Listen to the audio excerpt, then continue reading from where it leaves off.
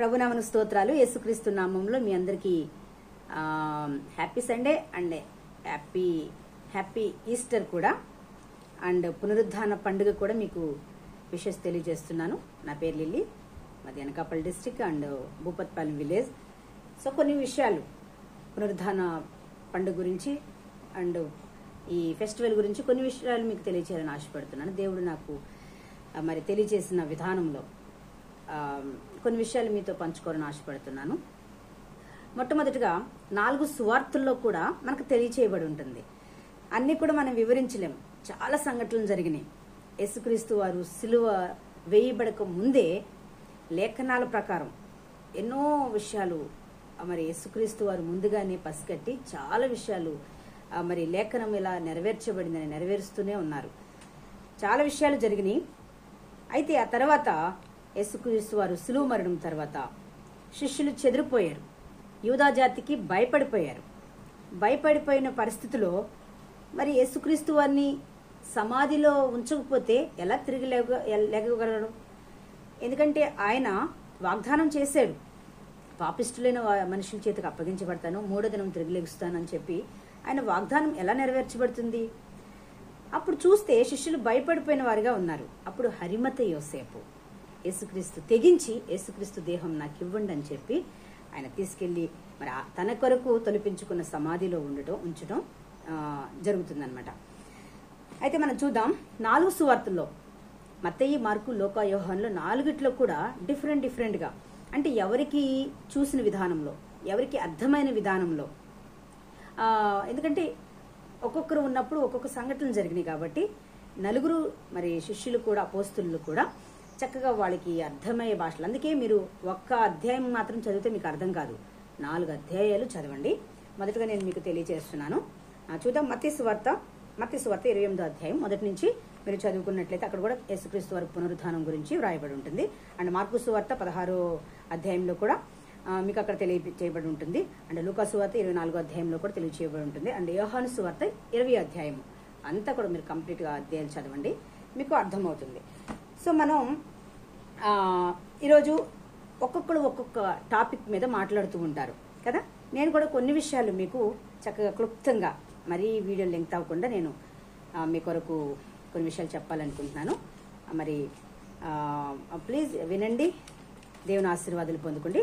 లూకా సువార్తలో ఇక్కడ రాయబడిన మాటలు మొదటి నుంచి చదువుకుని 24. ఆదివారం తెల్లవార్చుండగా ఆ స్త్రీలు తాము సిద్ధపరిచిన సుగంధ ద్రవ్యాలను తీసుకుని సమాధి వద్దకు వచ్చి సమాధి ముందర ఉండిన రాయి దొర్లింపబడి ఉండేట చూచి లోపలికి వెళ్ళదు కానీ ప్రభు యేసు దేహమును వారికి కనబడలేదు. ఇందును గూర్చి వారికి ఏమీ తోచక ఉండగా ప్రకాశమానమైన వస్త్రములు ధరించుకున్న 2 మనుష్యులు వారి ఎదుట నిలిచి ఉండిరి. వారు భయపడి ముఖములను నేలమోపి ఉండగా వీరు సజీవుడైన వారిని మీరు ఎందుకు మృతుల్లో వెతుకుచున్నారు? ఆయన ఇక్కడ లేడు, ఆయన లేచి ఉన్నాడు. ఆయన ఇంకను గలిలయలో ఉండినప్పుడు మనుష్య కుమారుడు పాపిష్టులైన మనుషుల చేతికి అప్పగింపబడి సిలువబడి 3వ దినమందు తిరిగి లేవవలసి ఉన్నదని ఆయన మీతో చెప్పిన మాట జ్ఞాపకం చేసుకుని వారితో చెప్పాను. స్తోత్రం, హల్లెలూయా. ఇక్కడ మనం చూసుకున్నట్లయితే ఆదివారము కొంతమంది స్త్రీలు, మరి ఒక 3 స్త్రీలు వాళ్ళు తెల్లవారుజామున వెళ్తారు. ఇక్కడ చూద్దాం. ఇంకా మనకి చూసినట్లయితే 10వ వచనంలో మనకి కనిపిస్తూ ఉంటుంది అనమాట. మగ్దలేన మరియయు, హోసన్నయు, యాకోబు తల్లి అయిన మరియయు వారితో కూడా ఉన్న ఇతర స్త్రీలు. ఈ ఇంపార్టెంట్గా 3 పేర్లు రాయబడి ఉంది. అయితే ఇంకా కొంత ఇతర స్త్రీలు కూడా వెళ్ళి మరి యేసు దేహమునకు సుగంధ ద్రవ్యాలు పూద్దామని, అంటే 3 days అయిపోయింది కదా, వాసన కొట్టకుండా మరి అక్కడ సుగంధ ద్రవ్యాలు తీసుకెళ్ళి, అంటే సెంటు సంబంధించిన అవన్నీ కూడా తీసుకెళ్ళి పూద్దామని. అలాంటి పరిస్థితిలో యేసు దేహం అక్కడ వారికి కనిపించలేదు.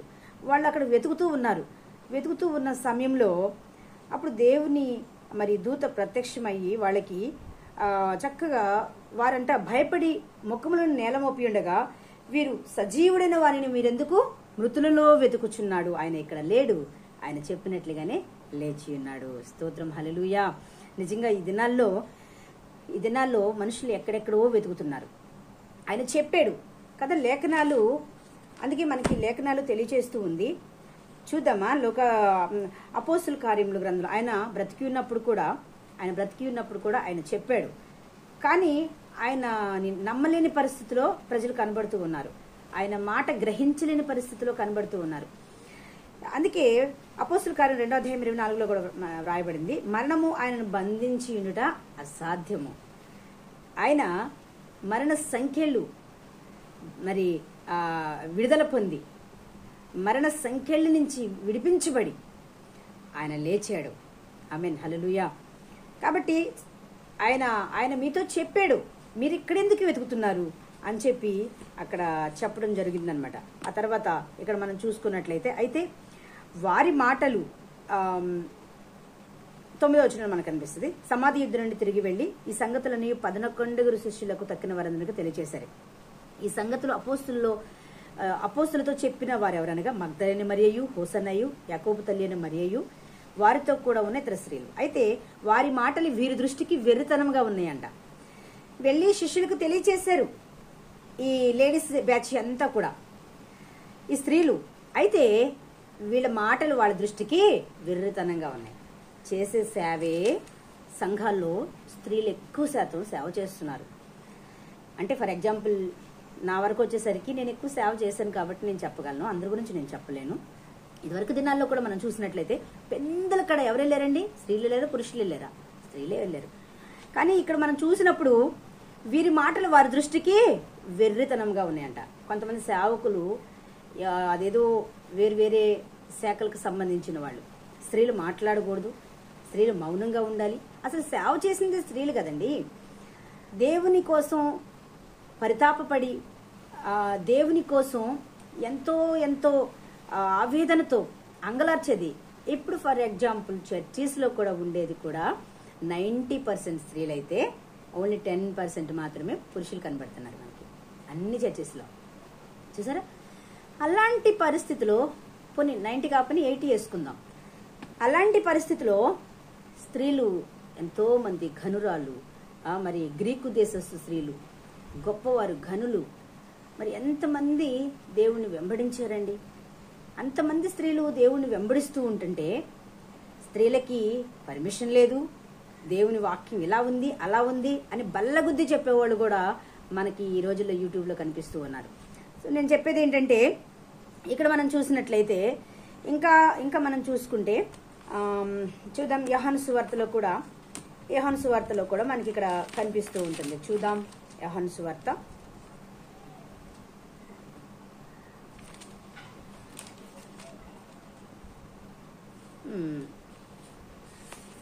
8. అలాగే మత్తయి సువార్తలో కూడా మనకు కనిపిస్తుంది. మత్తయి సువార్తలో కూడా మనకు కనబడుతుంది. చూద్దామా మత్తయి సువార్త. ఇక్కడ మనం చూసినట్లయితే 28వ అధ్యాయం 4వ వచనం 4 చూద్దాం.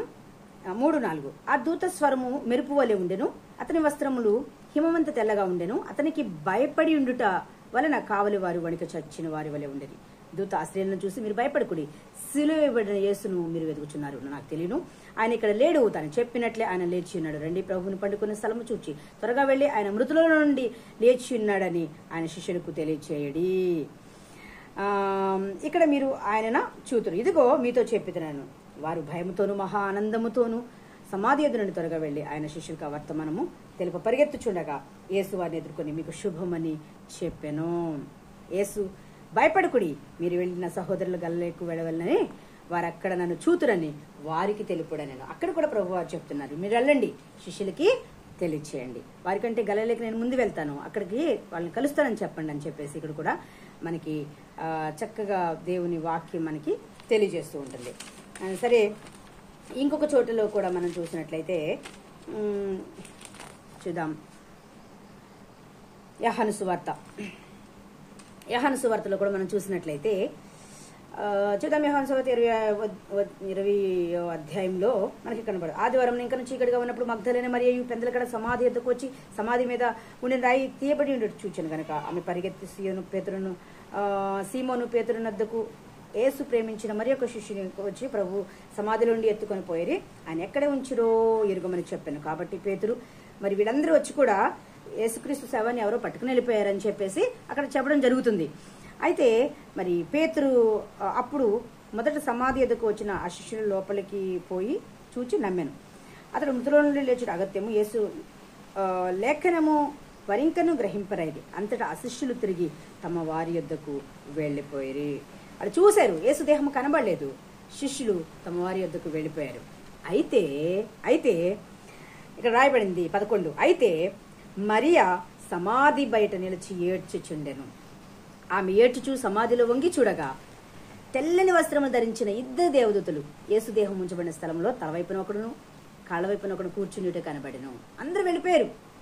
వీళ్ళు జెంట్సేనండి, దేవుని కొరకు ఎంతో ప్రయాసపడాల్సిన వాళ్ళు, ఎంతో స్టామినా, అంటే లేడీస్ కన్నా కొంచెం ఎనర్జీ ఎక్కువ ఉన్న జెంట్స్ సేవకులు అయ్యుండి యేసుక్రీస్తు వారితో 20-33.5 సంవత్సరాలు కలిసిమెలిసి తిరిగి, యేసుక్రీస్తు వారు మరి అన్ని చూసిన వ్యక్తులు. 3.5 సంవత్సరాలు చూడని, 33.5 సంవత్సరాలు చూడని, పరిచర్య అంటే 3.5 సంవత్సరాలే కలిసి తిరిగారు. సో అలాంటి పరిస్థితిలో ఒకే కంచున తిని ఒకే మంచం మీద నిద్రిస్తున్న వీళ్ళు ఏమయ్యారు? చివరికి వెళ్ళిపోయారు. కానీ అక్కడ స్త్రీలు ఇంకా వెతుకుతూనే ఉన్నారు, ఆవేదనతో, ఇంకా ఎంతో నిరుత్సాహంతో. నా యేసు దేహాన్ని ఎవరో పట్టుకెళ్ళిపోయారని ఎతుకుతూ ఉన్నప్పుడు అప్పుడు దేవదూతలను చూశారు. తలవైపున ఒకళ్ళను కాళ్ళ వైపున ఒకళ్ళు, 2 దేవదూతలను చూసి చెప్తున్నారు, ప్రభుని ఎవరో ఎత్తుకొని పోయారు. ఆ తోటమాల అనుకుని ప్రభుని ఎవరో ఎత్తుకెళ్ళిపోయారు, మరి ఆ యేసు దేహాన్ని. ఆమె ఈ మాటలు చెప్పి ప్రభుని ఎవరో ఎత్తుకొని పోయారు, ఆయనను ఎక్కడ ఉంచారో నాకు తెలియచేయమని చెప్పాను.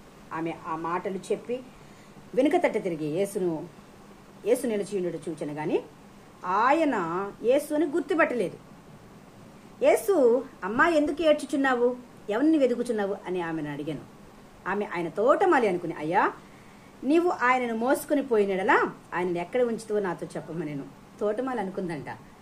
మరి ఆ తోటమాలి అనుకుని, ఆ ప్లేస్ కాపలా ఉంటారు కదా, అనుకుని ఎక్కడ ఉంచావో చెప్పు, నా యేసుని నేను తెచ్చుకుంటాను అని చెప్తుంటే ఆయన అప్పుడు అంటున్నాడు, ఆమె ఆయన వైపు తిరిగి, యేసు ఆమెను చూచి మరియా అని ఆమెను పిలిచాను. ఆమె ఆయన వైపు తిరిగి ఆయన హెబ్రూ భాషలో రబ్బూని అని పిలిచిందంట. అంటే ఆ మాటకు అర్థం బోధకుడా. స్తోత్రం, హల్లెలూయా. ఆయన వెంటనే ఎంతో ఆనందంతో, పట్టలేని ఆనందంతో, ఎమోషనలీ వెళ్ళి పాదాలు పట్టుకోబోతుంది. అప్పుడు అంటున్నాడు, నన్ను ముట్టుకోవద్దు, నేను ఇంకా తండ్రి దగ్గరికి వెళ్ళలేదు. ఇంకా అంటున్నాడు ఆయన యేసు ఆమెతో, నేను ఇంకను 17 చూద్దాం. యేసు ఆమెతో, నేను ఇంకనూ తండ్రి యొద్దకు ఎక్కిపోలేదు కనుక నన్ను ముట్టుకొనవద్దు. అయితే నా సహోదరుల యొద్దకు వెళ్ళి, నా తండ్రియు మీ తండ్రియు, నా దేవుడును మీ దేవుడు నేను వాని యొద్దకు ఎక్కిపోవునని వారితో చెప్పమన్నా. మగ్దలేని మరియ వచ్చి, నేను ప్రభువుని చూచితిని, ఆయన నాతో ఈ మాటలు చెప్పి నేను శిష్యులకు తెలియచేశాను. స్తోత్రం, హల్లెలూయా. ఇక్కడ కూడా మనకి వాళ్ళు చూసిన విధానాలు వేరువేరుగా రాసినప్పటికీ కూడా స్త్రీల పాత్ర ఎంతో గొప్పగా ఉందండి. మగ్దలేని మరియ అతి ఇష్టమైన మరి సహోదరి మరియ, 7 దయ్యాలు పట్టిన స్త్రీ సుసన్న, మరి తల్లి అయిన మరియ, వీళ్ళంతా కూడా దేవుని సేవలో ఎంతో సహకారులుగా అపోస్తలులకు సపోర్ట్గా నిలబడ్డారు. ఇక్కడ రాయబడింది మరి ఎంతో చక్కగా వెళ్ళి నువ్వు ప్రకటించు. ఈ రోజుల్లో మనం ఏం చేస్తున్నామంటే దేని మీద మనం ఫోకస్ చేస్తున్నాం? అసలు మన మనిషిలో ఫోకస్ అంతా దేని మీద ఉంది? అందరు కలిసి దేవుని సేవ కట్టబడ్డమే కదా, దేవుని రాజ్యం కొరకు అనేక మందిని మనం సమకూర్చడమే కదా. కానీ మొదటగా మనం చూసుకున్నప్పుడు ఎక్కడ వెతుకుతున్నాం? అసలు ఎలా ప్రవర్తిస్తున్నాం మనం? ఆయన చెప్పినట్లే లేచి ఉన్నాడు. ఆయన సజీవుడైన వానిని మీరెందుకు మృతులలో వెతుకుతున్నాడు? ఆయన లేచి ఉన్నాడు. లోకాసు వార్త 5వ అధ్యాయము 5:6 కూడా మనకు కనిపిస్తూ ఉంటుంది. ఆయన ఇక్కడ లేడు, లేచి ఉన్నాడు. చాలా మంది సమాధి దొడ్డుల్లో వెతుకున్నట్లుగా వాళ్ళు ప్రయాసపడుతున్నారు. అక్కడ లేడని ఆయన చెప్పాడు, కానీ లేఖనములు నమ్మని మూర్ఖులుగా, మందమతులుగా ఇంకా కనిపిస్తూనే ఉన్నారు. సర్వ సమాజం కూడా ఎంతకాలం నమ్ముతారు చెప్పండి? ఆయన సజీవుడైన వానిని మృతులలో ఎందుకు వెతుకుతున్నారు? సజీవుడు. ఇక్కడ మనం చూసినప్పుడు, ఇంకొక చోటు కూడా మనం చూసినప్పుడు మరి ఒక 2 మనుష్యులు దుఃఖముఖులై వెళ్తూ ఉన్నట్లుగా మనకు కనిపిస్తూ ఉంటారు. చూద్దామా?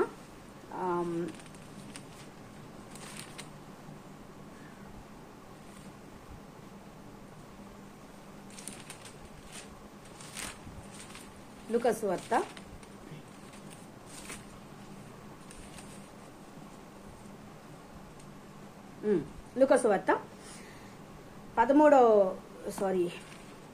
24వ అధ్యాయము 24వ అధ్యాయము మనకి 13 నుంచి కనిపిస్తూ ఉంటుంది. ఎంఐ అనే పట్టణానికి ఇద్దరు మనుషులు వెళ్తూ సంభాషించుకుంటూ వెళ్తూ ఉంటారు. అక్కడ ప్రభు అయిన యేసుక్రీస్తు వారి మధ్యన నడుస్తాడనమాట. నడిచినప్పుడు వాళ్ళంటే దుఃఖముక్కులుగా ఉంటారంట. ఎందుకండి దుఃఖపడాల్సిన సమయం ఇది? లేఖనములు నమ్మలేని మందమతులుగా ఉన్నారు. యేసుక్రీస్తు వారు ఏం చెప్పారు? వాళ్ళు అంటున్నారు ఇంకా పైపెచ్చు యేసుక్రీస్తు వారిని గుర్తుపట్టలేదు. అక్కడ రాయబడింది 16. అయితే వారైన గుర్తుపట్టలేదు, వారి కన్నులు మూయబడిను. ఆయన మీరు నడుచుచు ఒకరితో ఒకరు చెప్పుకొనుచున్న ఈ మాటలేమని అడుగగా వారు దుఃఖముక్కులై నిలిచి వారిలో క్లెయోప అనువాడు యెరూషలేములో బస చేయుచుండి ఈ దినములలో ఇక్కడ జరుగున సంగతులు నువ్వు ఒక్కడవే ఎరుగవా? నువ్వు యెరూషలేములోనే ఉంటావు, ఈ సంగతులు నీకు తెలీదా? నువ్వు ఈ ప్రాంతంలోనే ఉన్నట్టున్నావు అని చెప్తూ అంటాడు. 19. ఆయనను అడిగాను, అవేంటి? యేసుక్రీస్తు వారు తెలియనట్టుగానే అవేంటి అని అడిగితే ఆయన అంటారు అవి ఏమని వారిని అడిగినప్పుడు వారు సజీవుడైన యేసును గూర్చిన సంగతులే. స్తోత్రం, హల్లెలూయా. ఆయన దేవుని ఎదుటను ప్రజలందరి ఎదుటను క్రియల్లోను వాక్యంలోను శక్తి గల ప్రవక్త అయి ఉండెను. ఇంకా కూడా ప్రవక్తనే నమ్ముతున్నారు. దేవుని కుమారుడు యేసుక్రీస్తు వారే ప్రభువు దేవుడు అని కూడా గుర్తించలేకపోతున్నారు వాళ్ళు కూడా. ఆయన మాటలోను క్రియలలోను వాక్యంలోను శక్తి గల ప్రవక్త అయి ఉండెను. మన ప్రధాన యాజకులు అధికారులు ఆయన ఎలాగూ మరణశిక్షకు అప్పగించి సిలువ వేయించిరో నీకు తెలియదా? స్తోత్రం, హల్లెలూయా. అప్పుడు ఇశ్రాయేలు విమోచింపబడివాడు ఈయనే అని మేము నిరీక్షించి ఉంటిమి. ఇదిగాక ఈ సంగతులు జరిగి నేటికి 3 దినములయ్యింది అని చెప్తూ స్త్రీలు కొంతమంది వెళ్ళి మాకు ఈ విషయాన్ని తెలియచేశారు. అక్కడ ఆయన లేడంట అని చెప్పి కూడా వెళ్ళి మరి ఆ స్త్రీలు చెప్పినట్లు కనుగొనేది కానీ ఆయన చూడలేదని వారితో ఇవన్నీ కూడా సంఘటనలు చెప్తూ ఉన్నారు. అప్పుడు ప్రభువారు ఏమన్నారో తెలుసా? 26. ఇది ఇంపార్టెంట్ మాట మనకి. 25, 26, 27. అందుకు ఆయన అవివేకులారా, ప్రవక్తలు చెప్పిన మాటలన్నిటిని నమ్మని మందమతులారా, క్రీస్తు ఎలాగూ శ్రమపడి తన మహిమలో ప్రవేశించడం అగత్యము కాదా అని వారితో చెప్పి మోషేయు సమస్త ప్రజలను మొదలుకొని లేఖనములన్నిటిలో తను గూర్చిన ప్రవచన భావము వారికి తెలిపెను. స్తోత్రం, హల్లెలూయా. ఇంతలో తాము వెళ్ళుచున్న గ్రామము దగ్గరికి వచ్చినప్పుడు ఆయన ఇంకా కొంత దూరము వెళ్ళినట్లు కనపడగా, మరి ఇంకా ఇక్కడ మనకి కనబడుతూ ఉండదు. ఎలా చెప్పుకుంటూ పోతే మరి చాలా లెంగ్త్ అయిపోద్ది వీడియో. అయితే వాళ్ళు తర్వాత యేసుక్రీస్తు వారు వాళ్ళు గుర్తుపట్టడం జరుగుద్ది అనమాట. వారి కన్నులు తెరవబడతాయి. అప్పుడు ఆయన అంటున్నాడు, లేఖనములు ప్రవక్తలు చెప్పినా కూడా మీరు నమ్మని మందమతులుగా ఉన్నారు అని చెప్పి దేవుడు వాళ్ళతో చెప్పినప్పుడు, తర్వాత పోయి నువ్వు ఎంత దూరం వెళ్తావు, వచ్చి మాతో కూడా ఈ రాత్రి ఇక్కడ ఉండని చెప్పినప్పుడు వాళ్ళు అక్కడ చక్కగా ఆయన వారితో కూడా భోజనంలో కూర్చున్నప్పుడు ఒక రొట్టెను పట్టుకుని స్తోత్రం చేసి దాన్ని విరిచి వారికి పంచిపెట్టగా ఆ ప్రార్థనలో కూర్చున్నప్పుడు వాళ్ళ కళ్ళు ప్రకాశించబడ్డాయి, వాళ్ళ మనోనేత్రాలు తెరవబడ్డాయి. అప్పుడు ఆ తెరవబడినప్పుడు ఆయనను గుర్తుపట్టినప్పుడు అంతటా ఆయన వారికి అదృశ్యమైన. స్తోత్రం, హల్లెలూయా. అప్పుడు వాళ్ళ సంభాషణ కూడా మనకి ఇక్కడ తెలుస్తూ ఉంటది అనమాట. 32లో మనకు కనిపిస్తూ ఉంటది. చూద్దాం. 32లో అప్పుడు వారు ఆయన వారికి అదృశ్యుడాయను. అప్పుడు వారు ఆయన త్రోవలో మనతో మాట్లాడుచు లేఖనంలో మనకు బోధించుచు ఉన్నప్పుడు మన హృదయంలో మండుచుండలేదా అని ఒకరితో ఒకడు చెప్పుకున్నారు. ఆ గడిలోనే వారు లేచి యెరూషలేముకు తిరిగి వెళ్ళగా 11 శిష్యులు వారితో కూడా ఉన్న వారిని కూడి వచ్చి ఆ ప్రభు నిజముగా లేచి సీమోనుకు కనబడినని చెప్పుకొనిది. వారిది విని త్రోవలో జరిగిన సంగతులు ఆయన రొట్టె విరుచుటయు తమకెలాగూ తెలియబడినో అధీను తెలియచేసిరి. స్తోత్రం, హల్లెలూయా. నిజంగా దేవుని సువార్త అంటే దేవుని జనన మరణ పునరుద్ధానాలు తెలియచేయడమే. ఇక్కడ శిష్యులు తెలియచేశారు, అపోస్తలులు తెలియజేశారు, ఆడవారు మరి స్త్రీలు తెలియచేశారు. ఎంతగానండి. కానీ మనం వాళ్ళని చెప్పొద్దు వీళ్ళని చెప్పొద్దు అని అన్నడు కూడా మనం వాళ్ళని నిర్బంధించకూడదు. అది దేవుని దృష్టిలో చాలా పెద్ద పాపం, అంతగానో మించిన పాపం ఏం లేదు. కాబట్టి ఈ రోజులు ఎలా ఉన్నారంటే ఎన్నో దేవుడు చెప్పింది ఒకటైతే ఒకటి చేసుకుని తిరుగుతూ ఉన్నారు. దేవుడు చెప్పింది ఒకటి, కానీ వీళ్ళు వేరే విధంగా వెళ్ళిపోతూ ఉన్నారు. అది దేవుడికి ఏమాత్రం కూడా ఇష్టం లేని విషయం. కాబట్టి ఇక్కడ ఎంతో మంది స్త్రీలు పెందల కడే దేవుని కొరకు ఎంతో సాహసం చేశారు. మరి ఎంతో వేదనతో యేసుక్రీస్తు వారిని కనుగొన్నారు, వెళ్ళి శిష్యులకు తెలియచేశారు. మరి ఎంతో మంది ప్రభును చూశారు. ఇంచుమించు 40 రోజులు తను ప్రత్యక్షపరుచుకున్నాడు. అక్కడ ఒక్కసారి 2 చోట్లే కాదమ్మా, తర్వాత తోమాకి కనపడ్డాడు, అపోస్తులకి కనపడ్డాడు. అందరూ చూస్తూ ఉండగానే ఆయన ఆరోహణమై వెళ్ళిపోయాడు అని అంటున్నాడు. నేను ఎలా వెళ్ళానో మీ కొరకు నేను ఆ ఇల్లు సిద్ధపరిచి వెళ్తున్నాను. నేను వెళ్తేనే కానీ ఆదరణకర్త మళ్ళీ భూమి మీదకి రాడు, కాబట్టి నేను వెళ్ళాలి. నేను వెళ్ళి మీ కొరకు ఆదరణకర్తను పంపిస్తాను అన్నాడు. చెప్పినట్లుగానే ఆయన 50వ దినమున మరి మేడగదిలోకి పరిశుద్ధాత్మ దేవుని శక్తి వారి మీదకి వచ్చింది. ఆదరణకర్తను పంపించాడు. అందుకే తండ్రి కుమార పరిశుద్ధాత్మ దేవుడుగా పిలువబడుతున్నాడు. తండ్రి కాలంలో తండ్రి పనిచేశాడు, కుమారుడు కాలంలో కుమారుడు త్యాగం చేశాడు. పరిశుద్ధాత్మ ఈ దినాల్లో మన మధ్యన సంచరిస్తున్నాడు. పరిశుద్ధాత్మ దేవునికి అన్నీ తెలుసు, సమస్తము తెలుసు. ఇప్పుడు మనం చేయగలిగింది ఏంటంటే పరిశుద్ధాత్మ స్వాధీనంలో మనం నడవాలి, పరిశుద్ధాత్మతో సహవాసం కలిగి మనం ఉండాలి. అప్పుడే దేవునికి మనం ఇష్టలుగా ఉంటాం. దేవుని యొక్క మరి పరలోకంలో మనమందరం హక్కుదారులుగా ఉంటాం. అటువంటి కృప దేవుడు మనందరికీ దయచేయనుగాక. ఆమేన్.